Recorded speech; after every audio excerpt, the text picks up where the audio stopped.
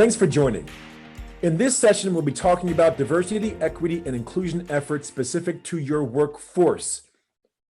We'll be talking with Managing Director at the Broad Center, Shaka Booker, best-selling human resources author Paul Falcone, and Vice President of Workforce Development, Diversity, and Inclusion at Citigroup, Leah Wallace. So I'm Shaka Booker. I started out in recruitment and selection, identifying talent, figuring out what it takes to be a really strong leader. And I've taken on many roles since then. A big part of my day is talking to leaders on the phone. I'm almost on the phone every day with someone who's working through some issue in their organization and trying to figure out how do they get better and how do they solve it. And a lot of that is around issues around diversity, equity, and inclusion. That is clearly an important topic in this moment, but it's always been an important topic. My name is Paul Falcone, and I'm a human resources practitioner. I'm currently the Chief Human Resources Officer for the Motion Picture and Television Fund, which is a healthcare nonprofit that services the entertainment industry. Prior roles, I was head of HR for Nickelodeon, head of international HR for Paramount Pictures, and I've also worked in healthcare biotech as well as financial services. But I guess, Randall, my claim to fame is I'm a writer. So yeah, I've written 10 books with HarperCollins Leadership and the American Management Association. So that's pretty much what keeps me busy these days. So my name is Leah Wallace, and I work for Citi Retail Services, and I am Vice President of Workforce Development, Diversity and Inclusion. And my role, my main focus is to really build an inclusive culture here at Citi Retail Services by focusing on workforce development, professional development, and learning and development skills for our employees. What are companies not doing differently that they should be doing differently to diversify their workforce?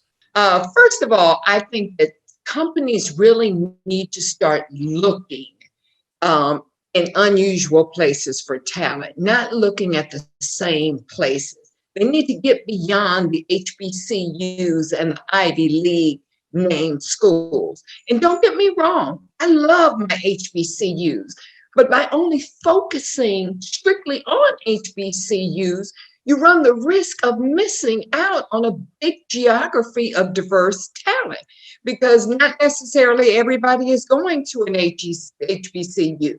You have a lot of diverse talent that are going to your local state schools and your liberal art colleges across the country, and you don't want to miss out on that.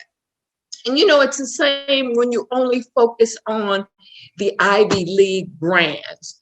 What you don't want to do is not have bring in a good diversity of thought and diverse perspectives when you hire your new talent into the organizations. Additionally, companies need to expand their partnerships with outside external organizations, because one of the things when you expand that partnership, you're bringing in talent, say for instance, in your junior levels, when you work with groups like Management Leadership for Tomorrow, SEO, CUP, and different organizations like that.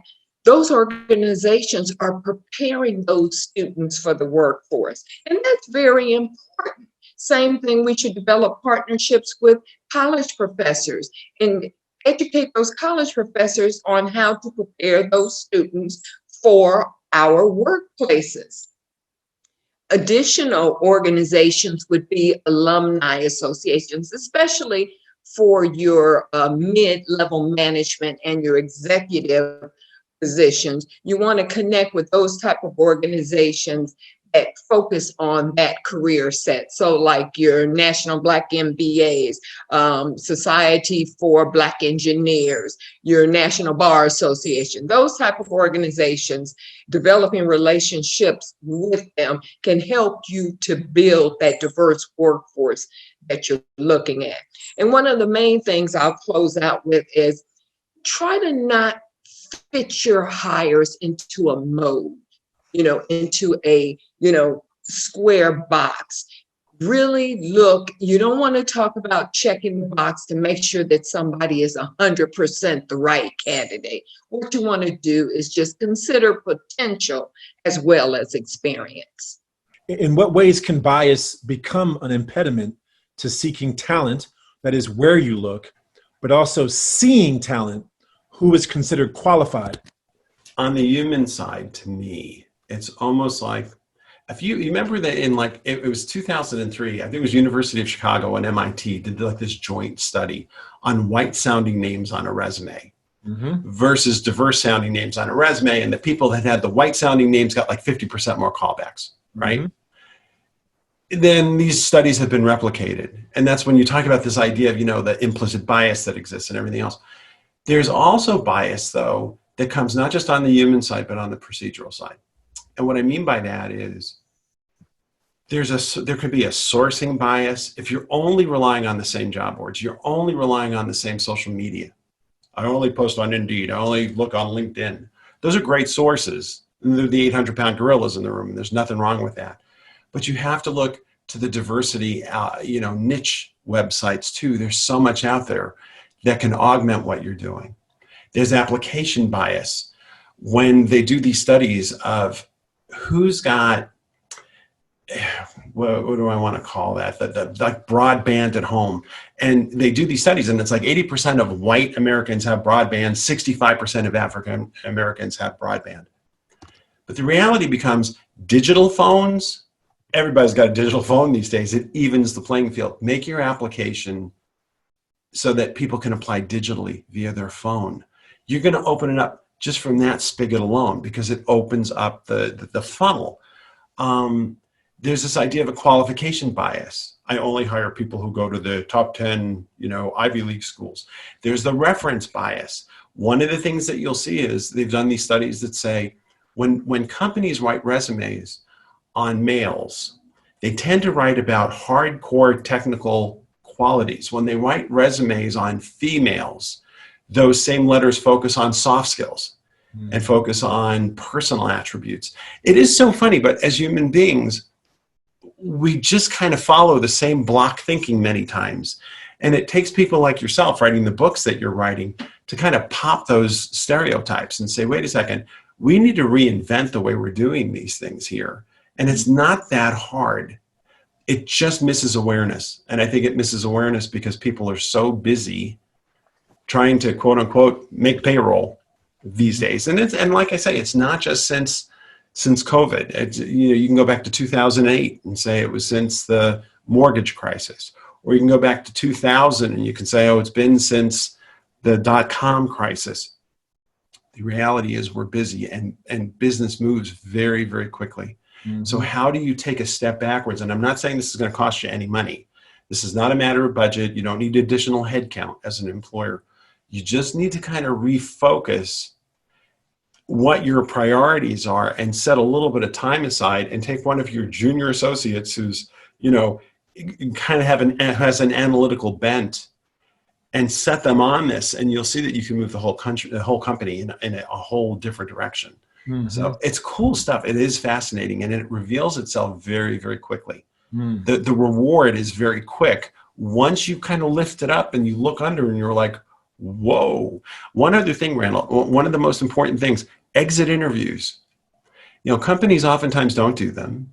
Or if they do them in person. And it's, Randall, how did you like working here? Is there anything we could have done to keep you? Okay. Just use something like SurveyMonkey and push out those questions to people when they're leaving voluntarily, right? I'm not saying I would do this when I terminate someone, but if they're leaving voluntarily, and ask them questions about, tell us how you would grade our organization's level of awareness regarding diversity and inclusion. And have 2 or 3 questions on that for the people who are leaving the company. And then what you can do is you can take that information and you segment it. Do it male versus female. Do it, based on who works in which department or which division or whatever. It's very easy to pull that data and start to get a narrative. And the narrative tells you what part of your organization is doing this right, what part of this organization doesn't even know what they don't even know, and what part of this organization is really doing it downright wrong. And then you can step in as a leadership team and you can rebuild that muscle. Research has found that diverse teams make better decisions. And many don't argue the findings of that research. Like, we want diverse teams. But so then why is it that some certain companies don't seem to make it a priority to diversify their teams. Why is that? Yeah, I mean, that is the $1 million question, right? Because the evidence is pretty clear; it's there, and I have opinions on it, right? Because I'm sure there's research out there somewhere, and some of this is research based as well on what I've read. So one thing is none of us as individuals think we are the problem, right? Mm-hmm. So none of us believe, majority of us, I'll say, don't walk around thinking, my decisions are driven by sexism, or I am really uncomfortable with people with disabilities, or so, right? It's so in this kind of situation, it's easy to shift the blame, right? And say, well, the organization has to solve that. So that's one of the things. Another thing is a lot of organizations and a lot of people want to believe in meritocracy. So organizations will say, we only hire the most qualified people. This is a meritocratic organization. What's interesting with that is research shows that when you tell people like who is the most qualified, they almost always end up hiring a white male. Because it goes back to societal beliefs, particularly in corporate America, right? The definition of qualified, the standard for what is qualified is a white male. So therefore, even within this idea of meritocracy, if you talk about who's most qualified, you still have societal beliefs creeping their way into that. But we want to believe in meritocracy. So it's really hard to break through that. We all want to believe I made it here on my own because of who I am. Yep, I had problems too. So it's hard to get over the way people think. Another thing that I see is that unless you have senior leadership buy-in, it is really hard to do this work. It has to be role modeled. It is hard to change. No one volunteers to change. But if they see it and they're like, oh, our CEO or people in our cabinet are talking about this, they are much more likely to change. So that change that I'm talking about has to happen. It doesn't have to, but it is much more effective if it happens from the top. What do you hope to see happen as a result of the moment within which we find ourselves?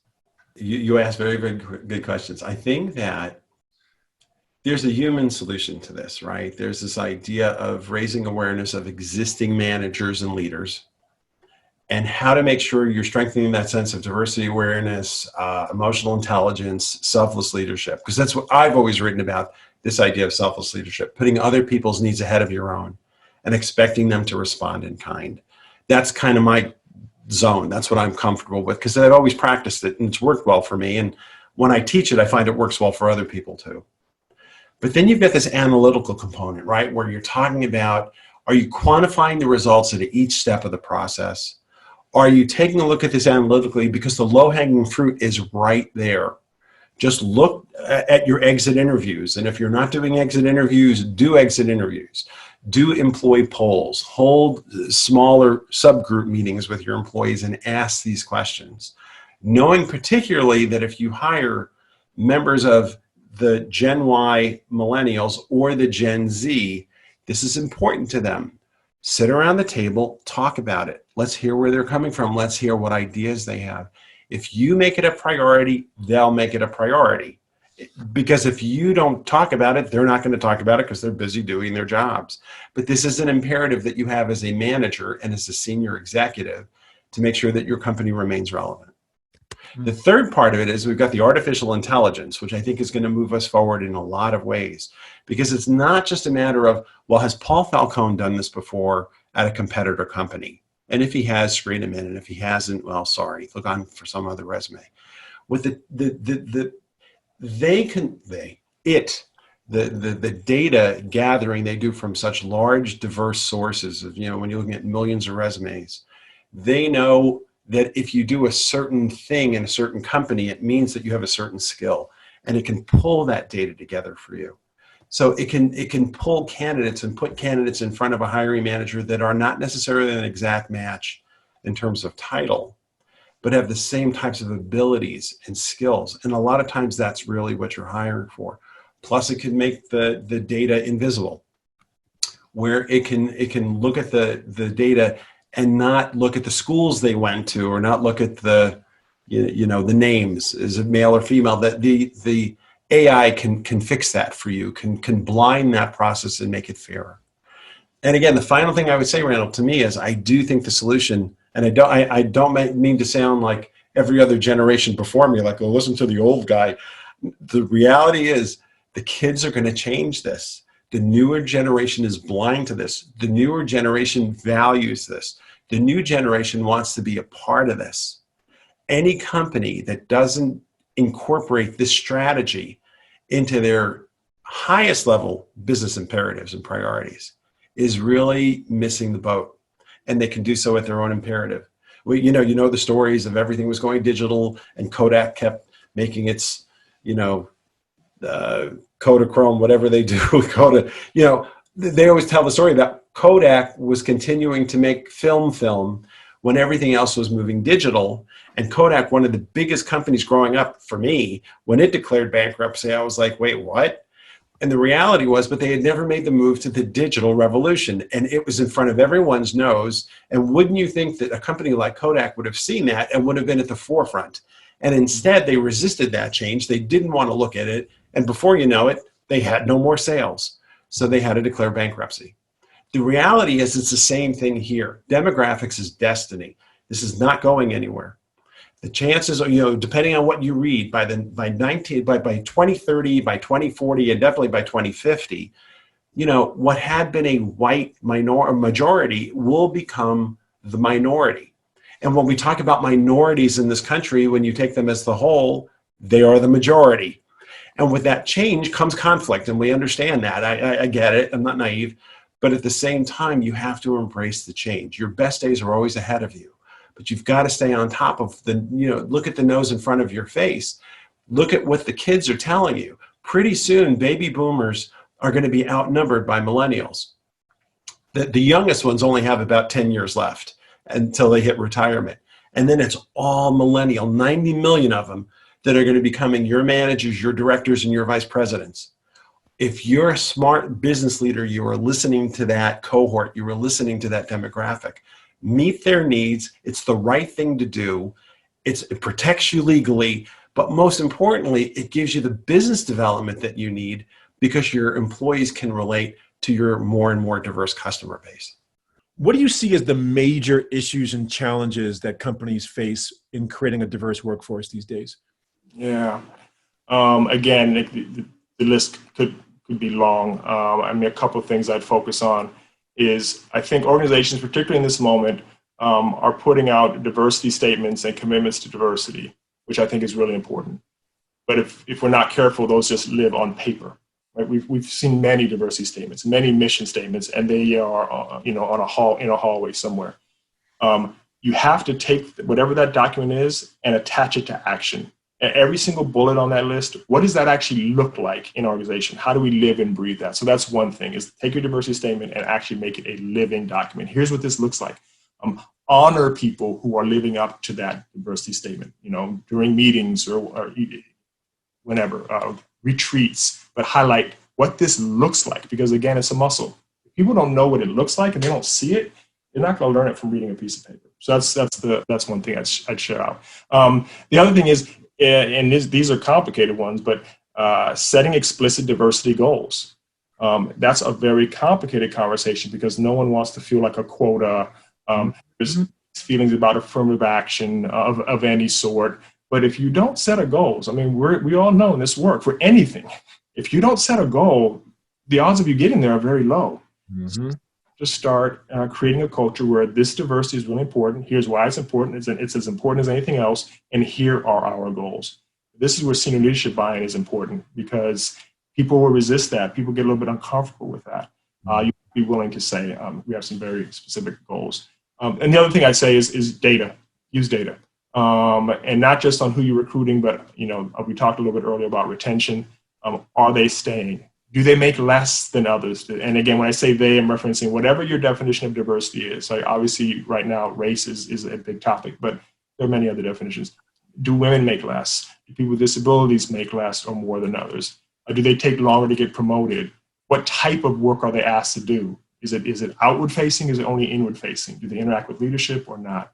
But look at that type of data as well, because then you'll start to see reasons why people don't stay or don't feel as comfortable, and opportunities for you to really support the diversity that you have. So those are some of the key things I think that are issues people face, organizations face, and ways to overcome. What are possible solutions, including best practices and promising practices that people should be aware of? We see a lot of companies that are writing press releases and donating large dollar amounts to social justice causes.